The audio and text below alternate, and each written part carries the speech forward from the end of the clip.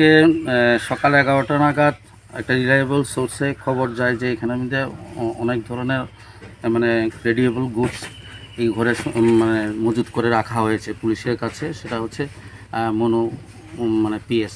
তো মনু পিএস যথাক্রমে এই খবর পেয়ে এখানে এসে উপস্থিত হন এবং বাড়ির যে মালিক আছেন মালিককে রিকোয়েস্ট করা হচ্ছে যে আপনি ঘরটা খুলে দেওয়ার ব্যবস্থা করুন, কিন্তু ওনারা কোনো অবস্থাতেই ঘর খুলে দেওয়ার জন্য সম্মত হচ্ছিলেন না। তখন ওসি সাহেব বাধ্য হয়েই একজন ডিসিএমের রিকোজিশন পাঠান এসডিএম অফিস সাবরুমে।